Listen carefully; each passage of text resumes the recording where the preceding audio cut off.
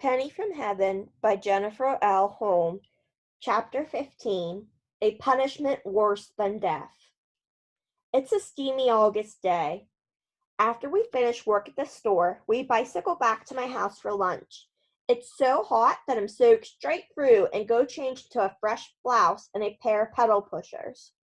When I come out, Frankie's sitting in the kitchen with Pop Pop, eating one of Mimi's liverwurst sandwiches. He must be pretty desperate. Say, you ever get to use those bazooka guns? Frankie is asking Pop Pop. I tell ya, if I ran into a Jap or a Nazi, I'd use a bazooka gun on him. Bam! I don't know who's worse, Frankie or Pop Pop. What? Pop Pop says. What'd you say? I said, did you get to use those bazooka guns? Frankie shouts. Why you want to know? You planning on shooting someone? Pop Pop asks suspiciously. Nah, Frankie says. Give me a Himmel any day. Frankie, I say. My nephew Mickey was a pilot in the war, Pop Pop says. Air Force. Like Gregory Peck in 12 O'Clock High? Frankie asks. Pop Pop nods. I like Gregory Peck, I say. He sure is handsome. When Mickey told me he was going over to Europe, I said, Mickey, eat as much as you can, Pop Pop says. Why'd you tell him that? Frankie asks. 'Cause that way, if he got shot down and captured by the Nazis, he wouldn't starve to death. Good advice. So he got shot down or what? Over Germany. Didn't survive the crash. Pop Pop's voice breaks, and his eyes get all watery. Sticks in my craw just thinking about it. Guess he didn't have to worry about starving, Frankie says under his breath. Pop Pop sees Frankie and me staring at him and shakes himself and says, Go on, don't you have someplace to go? Stop bothering me. We grab our sandwiches and head out to the front porch. What do you want to do? I ask, looking up at the hot sun beating down. Go ask Mimi if you can go to the pool, Frankie says. Sir Williams would have to show up and personally invite me before I'd be allowed to stick my big toe in the pool, I say. Like I said, some people think you can catch polio from swimming in public pools, and one of them is my mother, which is why I haven't set foot in a pool all summer. My mother tells me all the terrible stories about what it's like to have polio, how the kids who get it have to stay in an iron lung and are crippled and even die.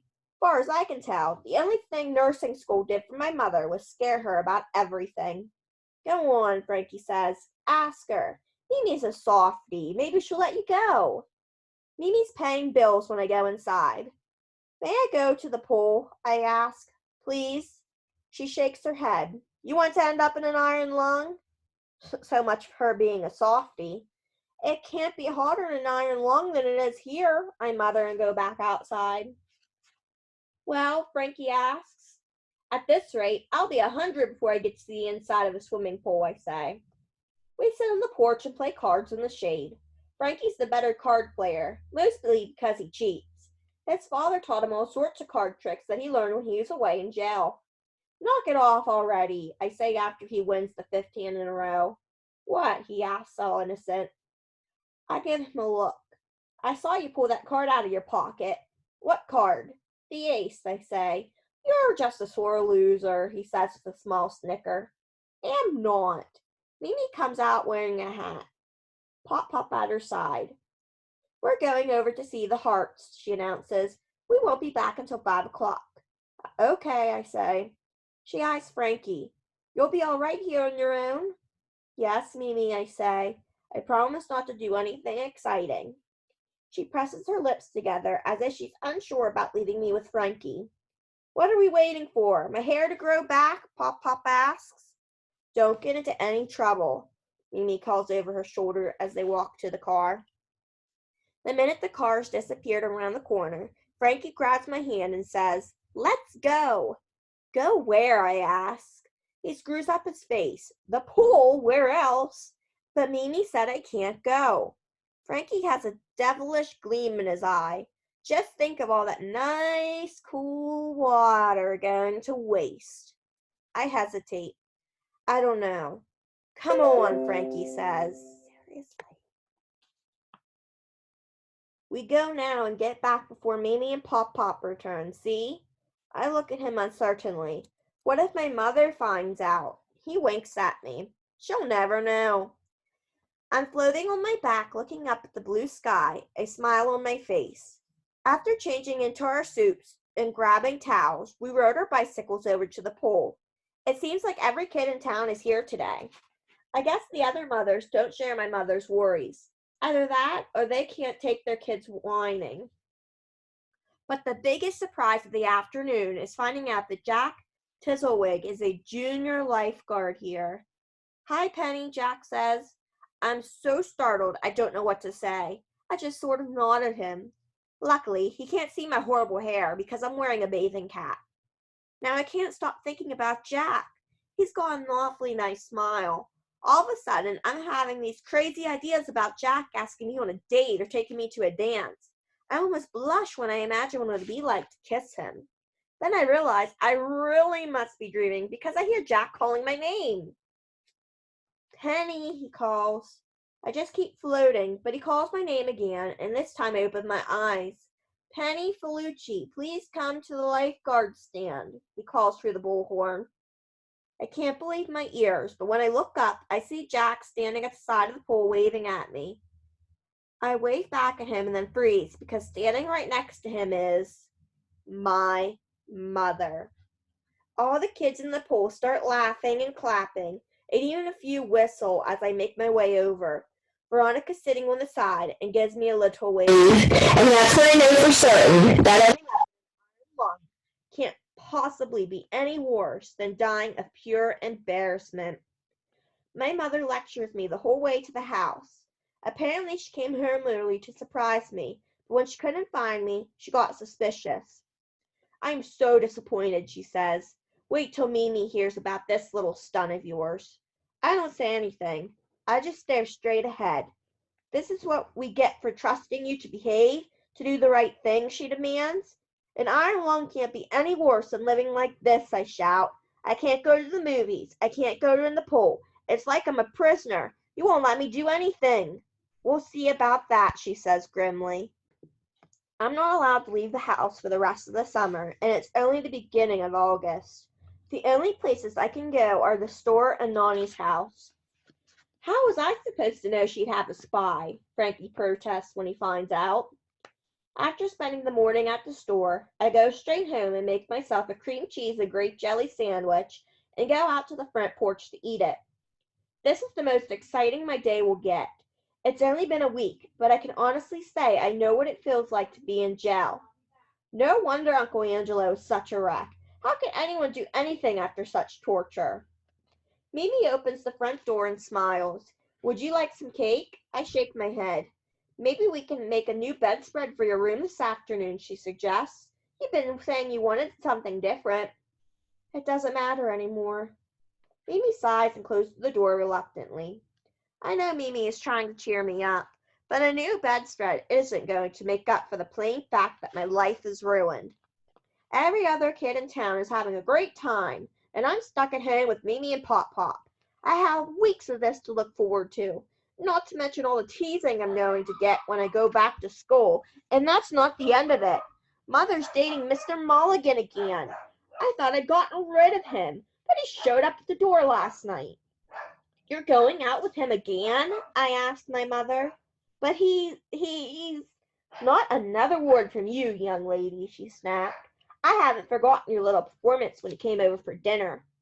While I'm considering whether or not I should just run away to Alaska because at least it's cool there, a car pulls up. Hey, princess, Uncle Dominic calls through the open window.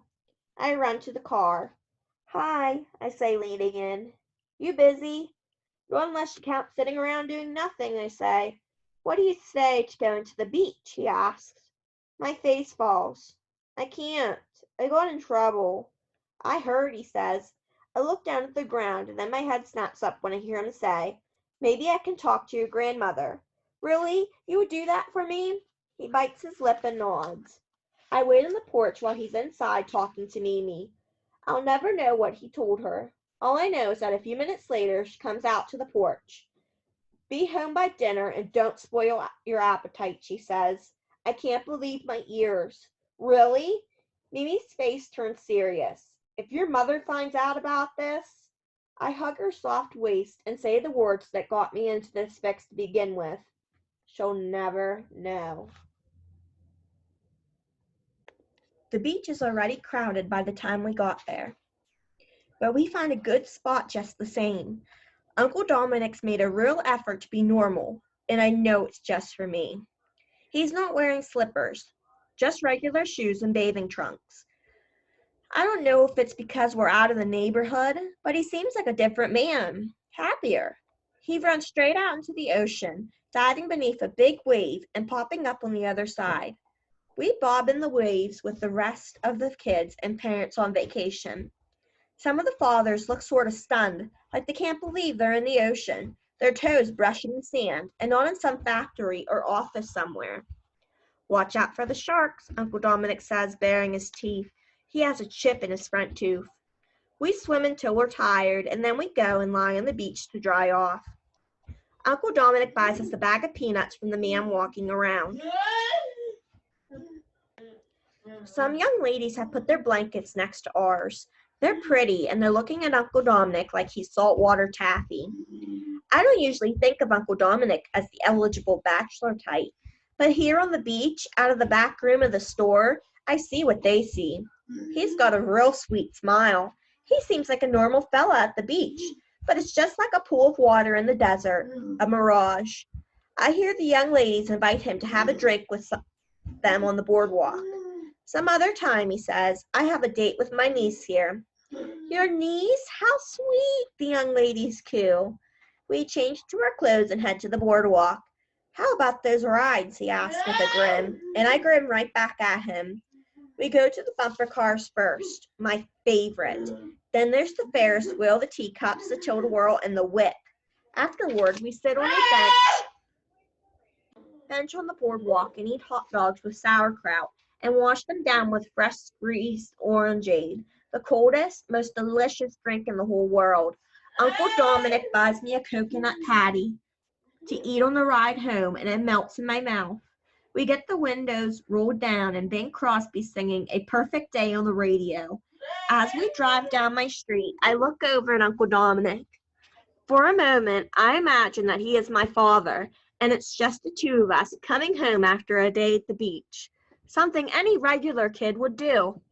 We pull up in front of my house. My mother's car isn't there yet. It was a perfect day, huh, Princess? He asks, and pulls out his handkerchief, swiping a smear of mustard off my cheek. I watch his car drive away and can't help but think Bing and my Uncle Dominic were both right. It was a pretty perfect day. End of chapter 15.